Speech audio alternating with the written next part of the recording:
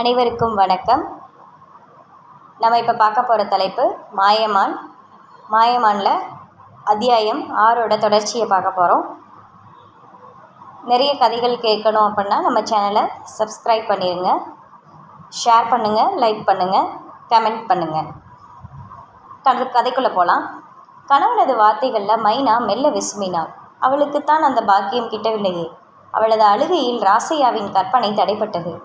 நிஜம் அவனை சுட்டதில் அவன் விருட்டென்று எழுந்து சென்று விட்டான். மைனா அழுதபடி அப்படியே அமர்ந்திருந்தான். சிறிது நேரத்தில் ராசையா தள்ளாடியபடி அங்கு வந்து சேர்ந்தான். அவனது நடையிலேயே தெரிந்தது அவன் குடித்திருப்பது. அவன் முன்தான் அழுதிருக்கக்கூடாதோ என்ற எண்ணம் மைனாவுக்கு உறுத்தியது. கணவன் குடித்துவிட்டு வந்தது கூட அவளை உறுத்தவில்லை. அவள் அழுத விழிகளை துடைத்து கொண்டு எழுந்து வந்தாள். தள்ளாடியபடி நின்ற கணவனை பற்றி திண்ணையில் அமர வைத்தவள் தானும் அவன் அருகில் அமர்ந்தாள். இனி சத்தியமாக நான் அழமாட்டேயா, தயவு செஞ்சு நீ குடிக்காத, அவள் அவனிடம் கெஞ்ச, அவனோ போதை ஏறிய சிவப்பு விழிகளால் அவளை ஏறிட்டவன். நான் உனக்கு பண்ணிய துரோகம் என் நெஞ்ச அறுக்குது மைனா. நான் உன்னை கல்யாணம் பண்ணியிருக்கக்கூடாது, வாழ்க்கையை பாழாக்கி இருக்கக்கூடாது.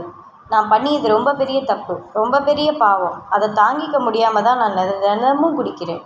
கணவன் தன்னை நினைத்து தான் மருகுகிறான் என்பதை அறிந்தவள் விழிகளில் இருந்த ஆனந்த கண்ணீர் வடிந்தது. நீ எனக்காகவா குடிக்கிற? ஆமாம் என்ற ராசையாவின் தலை தானாக குனிந்தது. எனக்காக நீ குடிக்க வேண்டிய அவசியம் இல்லை ஐயா. நான் உன் கூட சந்தோஷமாக தானே இருக்கேன். பொய் சொல்லாதவில்ல, நெசமா ஐயா. நீ சுவாசிக்கிற காற்றை சுவாசிச்சுக்கிட்டு, நீ சாப்பிட்ற மிச்சத்தை சாப்பிட்டுக்கிட்டு நான் சந்தோஷமாக தானே இருக்கேன். நீ என் பக்கத்தில் இருக்கிற நினைப்பே எனக்கு போதியா என்றவள் அவனது கையை இறுக பிடித்து கொண்டு அதில் முகம் புதைத்து அழத் தொடங்கினாள். மனைவியின் வார்த்தைகளில் திகைத்து போய் அமர்ந்திருந்தான் ராசையா. என்ன மாதிரியான அன்பு இது? இதற்கான சிறு பிரதிபலிப்பு கூட இதனால் வரை அவளிடம் காட்டியது இல்லையே. இனியும் காட்டாதிருந்தால் அது நல்லதுக்கு இல்லை என்று உணர்ந்தவனாய் அவனது வழக்கை அவளது தலையை மெல்ல வருடி கொடுத்தது. திருமணத்தின் போது தாலி முடிய தன் மீது படிந்த கணவனது விரல்களின் ஸ்பரிசம் இதோ இப்போதுதான் மீண்டும் அவளை ஸ்பரிசிக்கிறது. அவள் மேனி சிலிர்க்க அவனை காதலோடு ஏறிட்டு பார்த்தாள். மனைவியின் ஒற்றை பார்வையில் அந்த முரட்டு காட்டு மனிதன் விசுவாசம் மிக்க வீட்டு நாயாய் மாறி புலைந்து போனான். அவனும் பதிலுக்கு தனது நேசத்தை விழிகளால் அவளிடம் வெளிப்படுத்தினான். 7 ஜென்மமாய் வாழ்ந்த நிறைவு அந்த கணம் அவர்களுக்குள். உடல் சார்ந்த வாழ்க்கையை விட மனம் சார்ந்து வாழும் காதல் வாழ்க்கை என்றும் மகிழ்ச்சியை தரும். மாலை நேர தென்றல் காற்றின் சுகத்தை ரசித்தபடி நடந்து வந்து கொண்டிருந்தான் செல்வா. அவனது இடது பக்கம் அடர்ந்த காடு, வலது பக்கம் பெரு வெள்ளமாய் சுழித்து கொண்டு ஓடும் காட்டாறு. காட்டாற்றில் இறங்கியவன் உயிரோடு திரும்புவானா என்பது அதிசயம்தான்.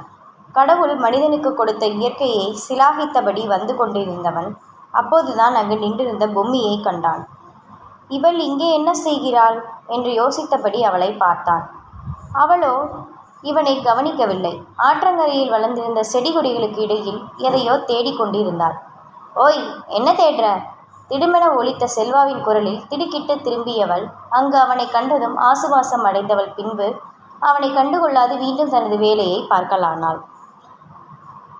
மேலும் கதையை கேட்குறதுக்கு நம்ம சேனலை மறக்காமல் லைக் பண்ணுங்கள், ஷேர் பண்ணுங்கள், சப்ஸ்கிரைப் பண்ணுங்கள். நன்றி.